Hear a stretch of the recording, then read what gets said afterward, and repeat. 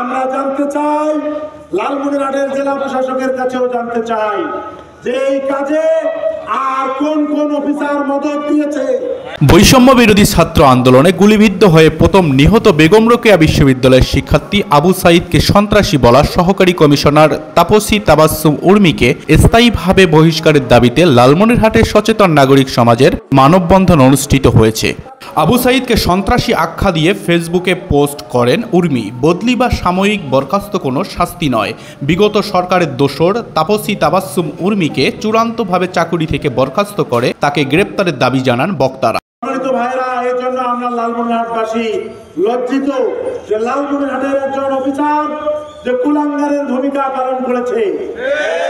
এই দ্বিতীয় স্বাধীনতাকে সন্ত্রাসবাদ হিসেবে উল্লেখ করেছে।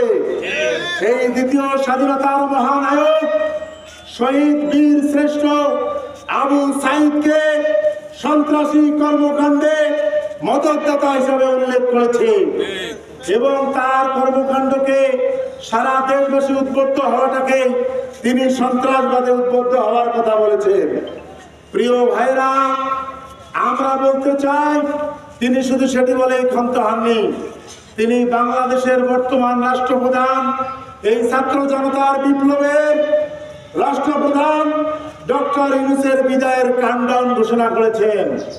তিনি শুধুমাত্র চাকরিবিধি লঙ্ঘন করেননি, তিনি রাষ্ট্রদ্রোহিতার পরিচয় দিয়েছেন। আমরা বলতে চাই, তিনি একাই এ কাজ সাহস করার কথা নয়, তার সঙ্গীরা রয়েছে। এই জেলায় তিনি চাকরি করেছেন।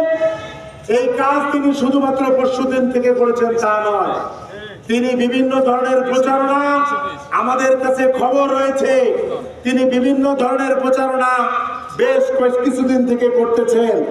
আমরা জানতে চাই, লালমনিরহাটের জেলা প্রশাসকের কাছেও জানতে চাই যে এই কাজে আর কোন কোন অফিসার মদত দিয়েছে। আমরা তাদের তদন্ত করে বিচারের আওতায় নিয়ে আসতে চাই। আমাদের শহীদ আবু সাঈদ ভাইয়ের রক্তে যেন কোনো প্রকার কালিমা না লাগে, সে জায়গায় আমরা সবসময় সচেতন থাকব। এবং আমরা চাই আমাদের লালমনিরহাট জেলার নির্বাহী কর্মকর্তা যিনি এই কাজটি করেছেন বা যারা এই কাজের সঙ্গে জড়িত সকলকে স্থায়ীভাবে বরখাস্ত করা হোক এবং তাদেরকে দৃষ্টান্তমূলক শাস্তির আওতায় আনা হোক। আমাদেরকে আমাদের ছাত্র সমাজ যখন বৈষম্য ছাত্র বিরোধী আন্দোলন যখন প্রোগ্রামগুলো করতে আসে মিশন মোড়ে এবং আমাদের লালমনিরহাট জেলায়, তখন তিনি আমাদের সময় বেঁধে দিতেন যে এই সময়ের মধ্যে আপনারা আন্দোলন করবেন, এতটুকু সময় দেওয়া হলো, অন্যথা আপনাদের ব্যাপারে কঠিন সিদ্ধান্ত গ্রহণ করা হবে। এই তাবাসী তাবাসসুম উর্মি তিনি আমাদের আন্দোলন আগ থেকে তিনি এই স্বৈরাচার শাসকের কিছু এজেন্ডা বাস্তবায়ন করার জন্য লালমনিরহাটে তেনাকে নিয়োগ দেওয়া হয়েছিল এজেন্ডা বাস্তবায়ন করার জন্য। কিন্তু আল্লাহর রহমতে আমরা এই স্বৈরাচার আমরা সরাই দিয়েছি। দীর্ঘ 16 বছর যে স্বৈরাচারী আমাদের বাংলাদেশে করেছিল তিনি টিকতে পারেনি। আমাদের যিনি টিকতে পারেনি কার রক্তের বিনিময়, সারা বাংলাদেশে স্পষ্ট বাংলাদেশের আমাদের রংপুর বিভাগের বীরশ্রেষ্ঠ শহীদ আবু সাঈদ ভাইদের রক্তের কারণে সারা বাংলাদেশের অন্তরগুলো আমাদের যুবক যারা বৈষম্য বিরোধী ছাত্র আন্দোলন সহ সারা বাংলাদেশের নাগরিকের হৃদয়ের মধ্যে রক্তক্ষরণ হয়েছিল। শহীদ আবু সাঈদ ভাইকে এভাবে তারা গুলি করেছিল। সেই আবু সাঈদ ভাইকে গত দিন তিনি এই শহীদ আবু সাঈদ ভাইকে নিয়ে কটূক্তি করেছে এবং দেশের যে বর্তমান যিনি মহানায়ক মহাবিপ্লবের একজন কর্ণধার ডক্টর ইউনূস স্যারকেও তিনি কটূক্তি করেছেন।